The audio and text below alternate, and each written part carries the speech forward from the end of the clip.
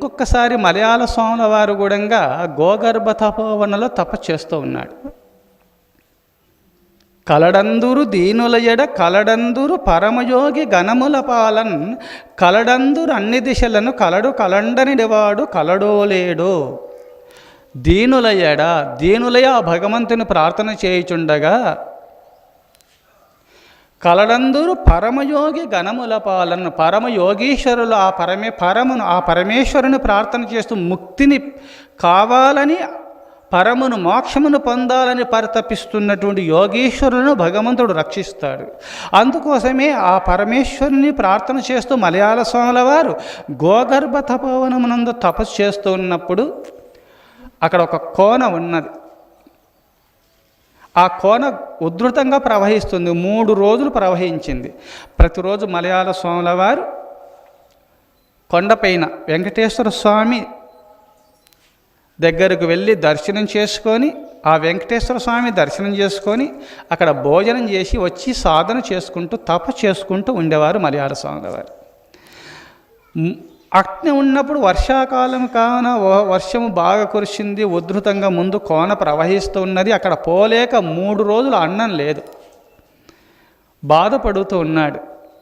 అప్పుడు వెంకటేశ్వర స్వామి అక్కడ అన్నసత్రము యొక్క యజమాని దగ్గరికి వెళ్ళి స్వప్నంలో గోగర్భ తపోవనమునందు ఆ గుహలో ఒక సత్పురుషుడు, ఒక సాధువు, పరమభక్తాగ్రేశ్వరుడు తపస్సు చేస్తున్నాడు. ఆహారం లేక పరితపిస్తున్నాడు. నైనా నువ్వు తీసుకుపోయి అన్నం పెట్టుపో అని చెప్పినాడు.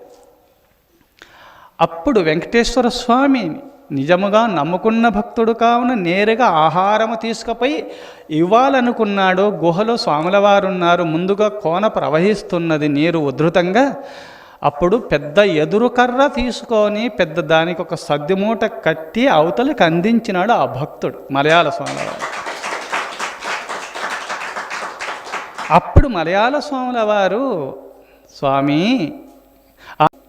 అనన్యా చింతయంతో మాం ఏ జనా పర్యుపాసతే తేషాం నిత్యాభియుక్తానాం యోగక్షేమం వహామ్యహం. అనన్యమైనటువంటి భక్తితో నిన్ను ప్రార్థన చేయుచుండగా వారి యోగక్షేమంలో చూసుకుంటావని నువ్వు భగవద్గీతలో చెప్పినావు స్వామి.